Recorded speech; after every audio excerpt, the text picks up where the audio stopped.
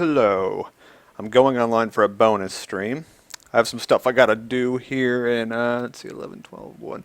Probably about like 2 hours. So I can stream for about 2 hours here.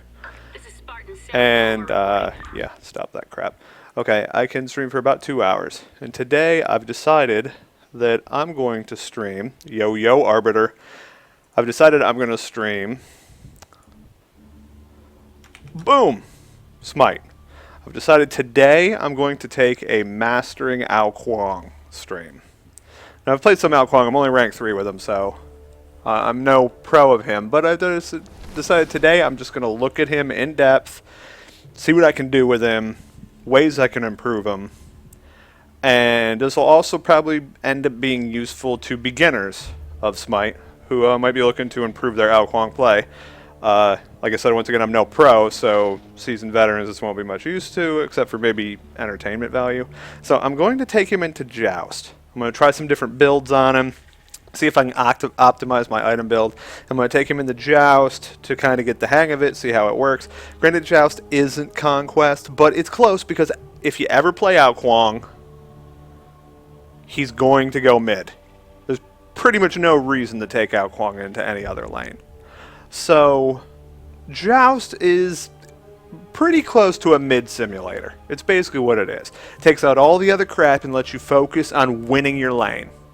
There's a little bit of jungle, but that can be accurate because there are times in mid where you have a chance to, like you're winning your lane so bad that you might be able to duck into the jungle and grab some jungle with your jungler, or if you have no jungler, God forbid, just grab it on your own. So Joust is a pretty accurate mid simulator, and it lets me cut out all the other crap and crank some games out and just try stuff out. So that's what I'm going to go for. So first I have to figure out this new UI because they just changed it yesterday for guides. And I have to do, I'm going to change up my favorite items on them, like this, Boots of Celerity and Ao Kuang. Why? Why would you do this? I don't understand. How do I change this? Can I change this? How do I change my guide in this game? Lore item. How do I do my favorites? Maybe it's up here. Stats, guides. Okay, here we go. This must be it. We'll go to Ao Kuang. And alright, here we go. Items for Ao Kuang. What I really want to do is, okay, so far, this item, it's tailor-made for Ao Kuang, the Book of Thoth. But it's so expensive and hard to get into a game because it gives you no HP or any sort of like survivability. It takes forever to build it because it's really expensive, and I mean that's basically about it. It does give you some mana regen, so that's helpful. It converts 3% of your mana to magical power, and it gives you did they change this? Oh, no, there you go. You permanently gain 10 mana per 50 seconds. So you stack it, you gain another 500 mana on top of the 125 it gives you. So it gives you 625 mana. And then Ao Kuang's passive is also, here we'll go to Ao Kuang here, overview. His passive, Graceful Winds, increases your magical power by 5% of your maximum mana. So these two items together give him a crap ton of AP. Or in this game, do they call it magical power in this one? I don't know, I still call it AP because that's what I'm used to, but magical power we'll call it. So the idea is you want to try to fit this into your build, but like I said, it's hard because it doesn't give him any survivability. So a lot of times I go with Warlock Sash instead because it gives you health and magical power, and it's still got 400 mana on it, so it's not too shabby. And it's cheaper. So my idea today is I want to try to get the Book of Thoth into the build. Like right here I have it third. I've already decided that doesn't work. Like it's too late to build it. It's too expensive. You can't build both the Warlock Sash and the Book of Thoth because you'll never get into defense as far as like resistances or armor or any penetration. By the time you build your Warlock Sash, your boots, and your Book of Thoth in a Conquest, you're like 35, 40 minutes into the game. I mean, that's basically, the game's over at that point. You're already winning or losing for the most part. It's just you can't build both of those in a Conquest feasibly. Usually for my third item, here, we're just going to start this over. Usually for my third item, I like defensive. Most games you can get away with the Void Stone for that one. just because it also gives you magical penetration. There's usually some mages on the other team, so it's handy. Occasionally, you might want to swap that out for the Wall of Absolution because it gives armor instead. After that, I've actually been doing something different with him lately. I've been throwing in the Demonic Grip and the Polynomicon and using him for auto attacking. They've been changing the game lately so that mages now. Well, I'm not recording, I'm just streaming. Anyway, the mages, they all do magical damage now, and their attack kind of scales with their AP. So as you get more magical power, your attack actually isn't terrible. I mean, it's still, you're no physical carry or anything, but, you know, throwing those little attacks in there help. So it seems to be a good idea to do that now. I don't know if I'm going to do both Demonic Grip and the Polynomicon, though, because they also have this new item here, the Soul Reaver, that they just put in, that's another 300 mana, 100 magical power, and every 60 seconds when you hit someone, they just take 15% of their max health. Great on somebody with a ton of HP. But once again, it's another super expensive item, so it's hard to fit all that crap in there. So I'm thinking, if I put the Book of Thoth in there, and then grab this guy, because it gives you health and mana, this might work. So we'll try this out in this next game. We're going to see what happens if I basically, actually no, we're going to do it in this order. We're going to, I wish I could just move these. Okay. We're going to open with the Book of Thoth. It's a little risky because it's going to take a long time to build it, but I'll just play defensive until I get it out. Then we'll go for the boots, cool down boots. Speed running Fallout 3. Go you. Alright, and then I feel like you got to get some HP after that. And this thing gives you a ton of it, so I'll go ahead and throw this in there. Once again, it's pricey, though. Building these two items is just going to take forever. Ugh. I really don't know if Book of Thoth is going to end up working out on him. Okay, so my idea here is I want to go with things that give you mana. What else gives you mana? Do more. How much mana is that? Oh, that's 2. And this item advantage is it's cheap. Cheap. And if you don't die a lot, this could actually be strong on him. It's an idea. I might stick with that one. Wait, for you gain, it's just physical power. So 200 mana and some magical power. That could work, but okay, at this point I'd want to throw in my armor item. So we're going to have to skip the mana and go with the Void Stone. Okay. And then we'll go with the Polynomicon needs to be in there. It gives mana, so once again, good item on him. Anything that gives you mana in addition to AP, solid item on him.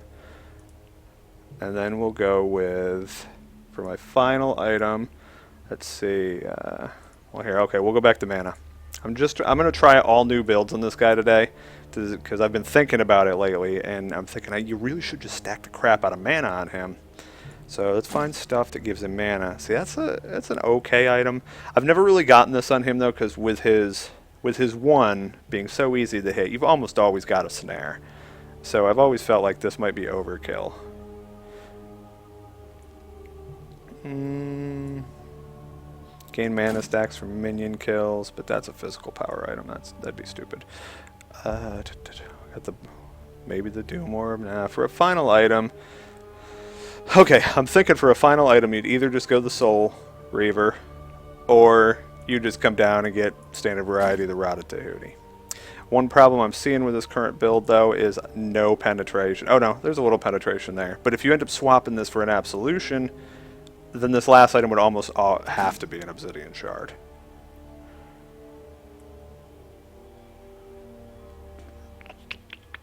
We'll go with the Soul Reaver. We'll try that for his final buy item, his full buy.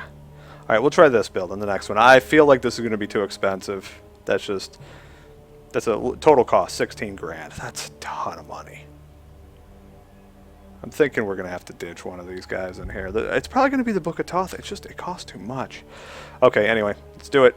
See what happens. Ugh.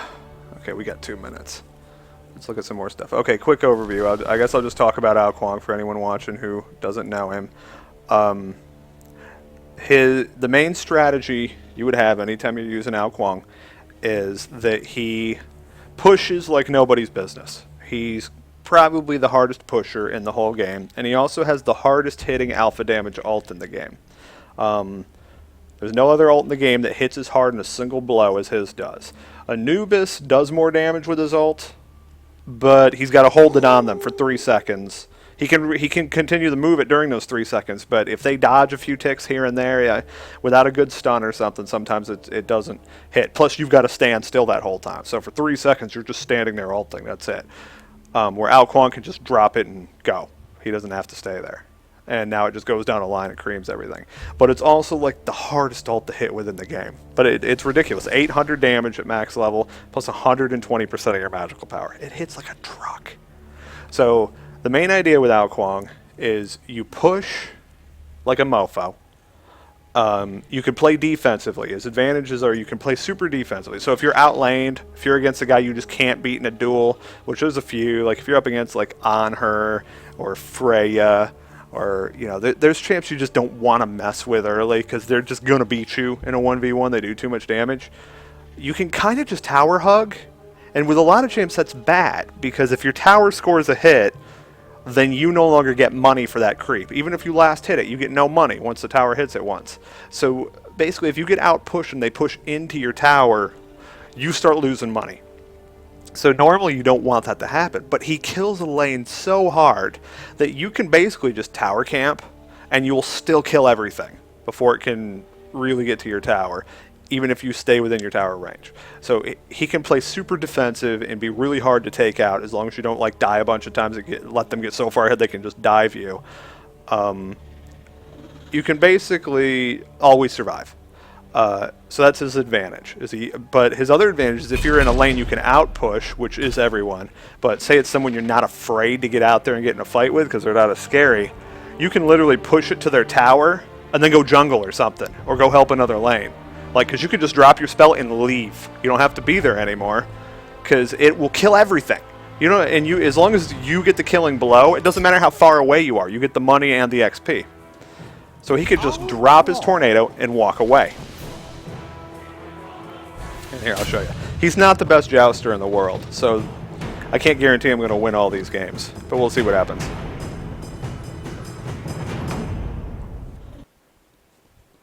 In a conquest game, Ao Kuang, he's never been a great dueler. Like, you're not going to just roll up on someone in the jungle and probably just rape their face. It doesn't really happen. But he's, no, I want my... Where's my favorites list? I just updated my favorites list. It's not here. That is pointless.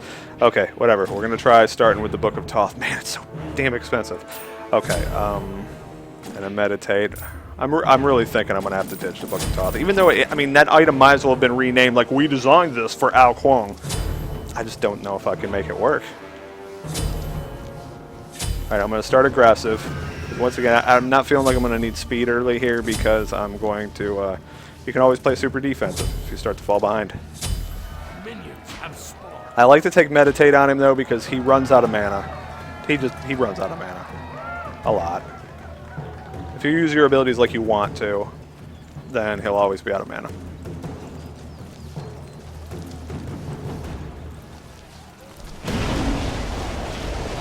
So the idea is you drop this tornado.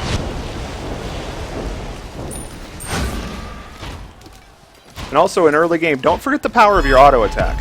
A lot of people play mages and they think like the only damage you have is your spells. But really early game, you can... I mean, your auto attack does significant damage. Like right now I'm hitting for, it says 51.3 down there. So after counting and resist and stuff, what was I hitting her for? I didn't see. Probably like 35-ish, let's say. That's not a shabby hit since my nuke probably only does like 130 or something. I don't know. So anyway, back to what I was saying. The idea is you drop this tornado in the path of the oncoming creeps, and once they walk through it, the tornado sticks with them. So as long as they walk through it, it's on them. It actually does the least damage of all the circle abilities on the ground from the mages. Other mages have similar abilities like Poseidon and Anubis. This one does low damage compared to them. but the fact that it sticks with them after they leave it means it's a lot easier for you to get the full damage, where a lot of them, like Poseidon's Whirlpool, they'll step in it, but they're only going to take like 2 ticks and then they're out of it, and Anubis has the same issue. It's hard to get them to stay in it for the full duration.